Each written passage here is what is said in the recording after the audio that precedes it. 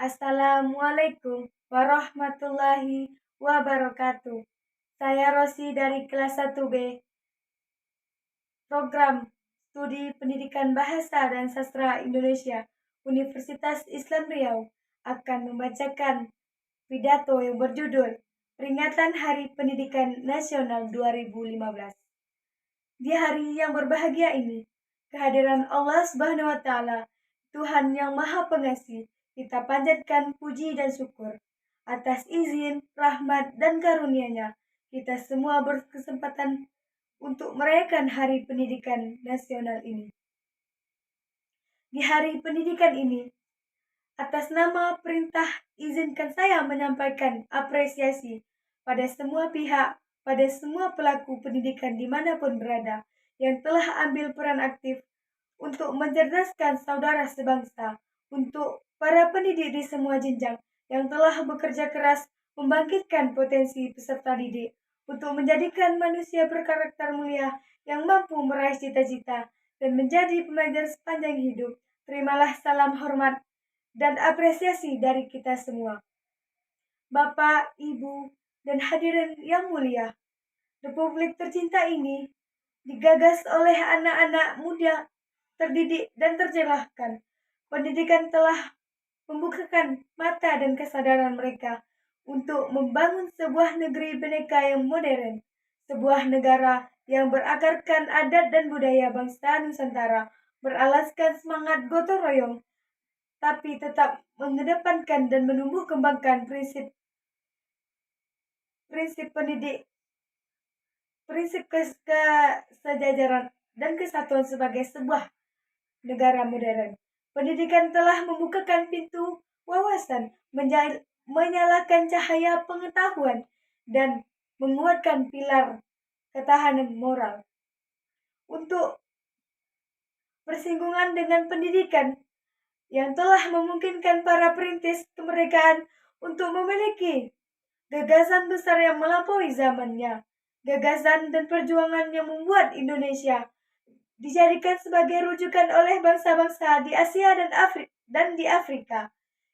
Dunia terpesona pada Indonesia bukan saja karena keindahan alamnya atau keramahan penduduknya atau keanggungan budayanya, tetapi juga karena deretan orang-orang terdidiknya yang berani mengusung ide-ide terobosan dengan ditopang pilar moral dan intelektual. Indonesia adalah negeri penuh berkah. Di tanah ini, setancampan ranting bisa tumbuh menjadi pohon yang rindang, alam subur, laut melimpah, apalagi bila melihat mineral, minyak, gas, hutan, dan semua deretan kekayaan alam. Indonesia adalah wajah cerah khatulistiwa. Namun kita semua harus sadar bahwa aset terbesar Indonesia bukan tambang, bukan gas, bukan minyak, bukan hutan ataupun segala macam hasil bumi. Aset terbesar bangsa ini adalah aset terbesar Indonesia bukan tambang, bukan gas, bukan minyak, bukan hutan ataupun segala macam hasil bumi. Aset terbesar bangsa ini adalah manusia Indonesia. Tanggung jawab kita sekarang adalah mengembangkan kualitas manusia Indonesia. Manusia yang terdidik dan tercerahkan adalah kunci kemajuan bangsa. Jangan sesekali kita mengikuti jalan berpikir kaum kolonial di masa lalu. Fokus mereka, kaum kolonial itu, adalah pada kekayaan alam saja dan tanpa peduli pada kualitas manusianya.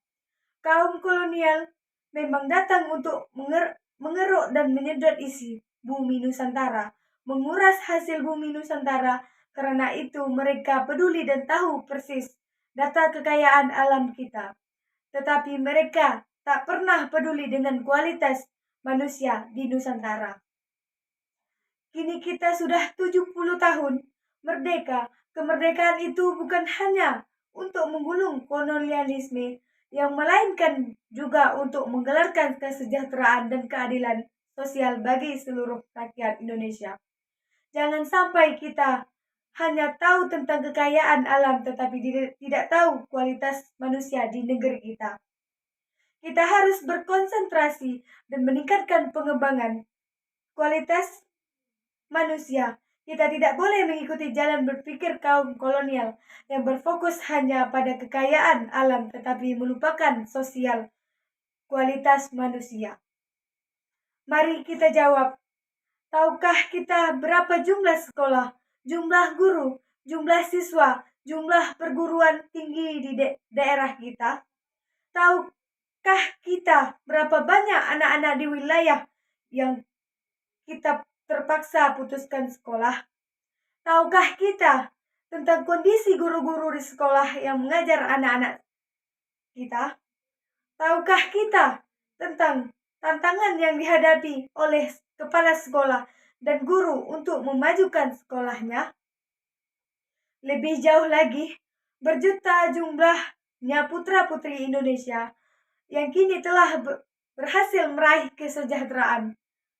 Pada kita yang telah sejahtera itu, jelas terlihat bahwa pendidikan adalah hulunya. Karena pendidikanlah maka terbuka peluang untuk hidup lebih baik. Pendidikan itu seperti tangga berjalan yang mengantarkan kita meraih kesejahteraan yang jauh lebih baik. Pertanyaannya, sudahkah kita menengok sejenak pada dunia pendidikan yang telah mengantarkan kita sampai pada kesejahteraan yang lebih baik? Pernahkah kita mengunjung sekolah kita dulu? Pernahkah kita menyapa, bertanya kabar, kondisi, serta terucap terima kasih pada guru-guru yang mendidik kita dulu? Pernahkah kita menyapa kembali, menyampaikan terima kasih pada dosen-dosen kita? Bagi kita yang kini berpikirlah di luar dunia pendidikan, mari kita luangkan perhatian. Mari ikut terlibat memajukan pendidikan. Mari kita ikut iuran untuk membuat generasi anak-anak kita bisa meraih yang jauh lebih baik dari yang berhasil diraih generasi ini. Dan iuran paling mudah adalah kehadiran.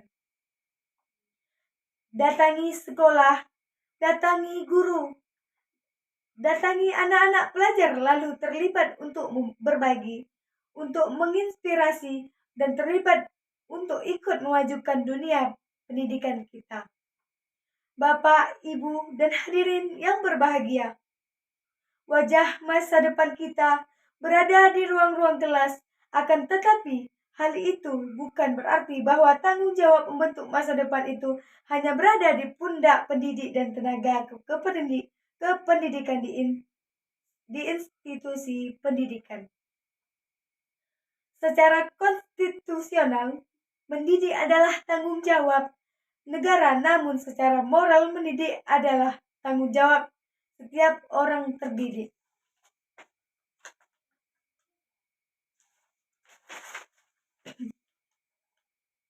Mengembangkan kualitas Indonesia harus dikerjakan sebagai sebuah gerakan bersama. Semua harus ikut peduli, bahu-membahu, saling sokong dan topang untuk memajukan kualitas manusia Indonesia lewat pendidikan. Oleh karena itu, Bapak, Ibu, hadirin sekalian, peringatan Hari Pendidikan Nasional ini, kita mengambil tema pendidikan sebagai gerakan pencerdasan dan penumbuhan generasi berkarakter Pancasila. Kata kunci dari tema tersebut adalah gerakan. Pendidikan harus dipandang sebagai ikhtiar kolektif seluruh bangsa. Karena itu pendidikan tidak bisa dipandang sebagai sebuah program semata. Kita harus mengajak semua elemen masyarakat untuk terlibat. Kita mendorong pendidikan menjadi gerakan semesta, yaitu gerakan yang melibatkan seluruh elemen bangsa. Masyarakat merasa memiliki pemerintah memfasilitasi dunia bisnis peduli dan ormas atau LSM mengorganisasi, berbeda dengan sekedar program yang perasaan memiliki atas kegiatan hanya terbatas pada para pelaksana program. Sebuah gerakan justru ingin menumbuhkan rasa memiliki pada semua kalangan. Mari kita ajak semua pihak untuk merasakan peduli, untuk merasa memiliki problematika pendidikan agar bersedia menjadi bagian dari ikhtiar untuk mencerdaskan problematika itu. Akan pencerdasan dan penumbuhan generasi berkarakter Pancasila adalah sebuah ikhtiar mengembalikan kesadaran tentang pentingnya karakter Pancasila dalam pendidikan kita. Sudah digariskan bahwa pendidikan bertujuan untuk mengembangkan potensi peserta didik agar menjadi manusia cakap, kreatif, mandiri, dan menjadi warga yang demokratis serta sehat berilmu serta tanggung jawab. Itulah karakter Pancasila yang menjadi tujuan pendidikan nasional kita. Menumbuh kembangkan potensi anak didik seperti itu memerlukan karakteristik pendidik dan suasana pendidik yang tepat. Disinilah Bapak, Ibu, dan hadirin sekalian, peringatan Hari Pendidikan Nasional menjadi amat relevan untuk mengingatkan kembali tentang karakteristik pendidik dan suasana pendidikan. Peringatan Hari Pendidikan tak bisa lepas dari sosok Ki Hajar Dewantara yang pada tanggal 2 Ki Hajar Dewantara menyebut sekolah dengan istilah taman. Taman adalah tempat belajar yang menyenangkan. Anak datang ke taman dengan senang hati, berada di taman juga dengan senang hati, dan pada saat itu meninggalkan taman maka anak akan merasa berat hati. Pertanyaannya, sudahkah sekolah kita menjadi taman? Sudahkah sekolah kita menjadi tempat belajar yang menyenangkan? Sekolah yang menyenangkan memiliki berbagai karakter. Di antaranya adalah sekolah yang melibatkan semua komponennya, baik guru, orang tua, siswa dalam proses belajarnya. Sekolah yang pembelajarannya relevan dengan kehidupan. Sekolah yang pembelajarannya memiliki ragam pilihan dan tantangan. Dimanapun individu diberikan pilihan dan tantangan sesuai dengan tingkatannya. Sekolah yang pembelajarannya memberikan makna jangka panjang bagi peserta didik. Di Hari Pendidikan Nasional ini, mari kita kembalikan semangat dan konsep Ki Hajar Dewantara bahwa sekolah harus menjadi tempat yang menyenangkan, sebuah wahana belajar yang membuat para pendidik merasakan pendidik sebagai sebuah kebahagiaan, sebuah wahana belajar yang membuat para peserta didik merasakan belajar.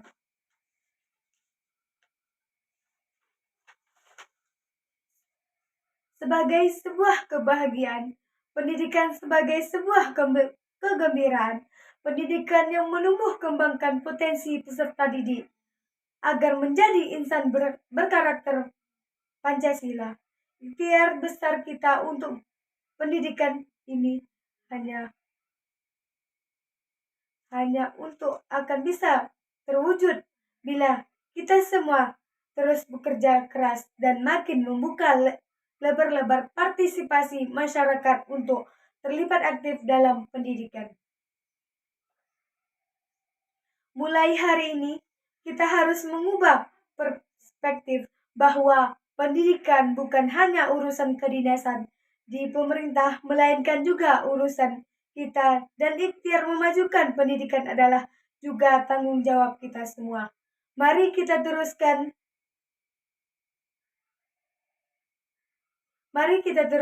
kerja keras serta bersama dan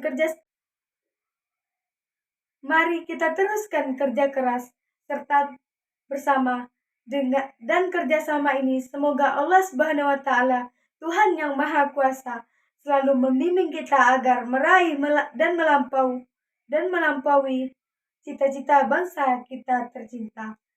Selamat Hari Pendidikan Nasional. Jayalah Indonesia. Waalaikumsalam warahmatullahi wabarakatuh.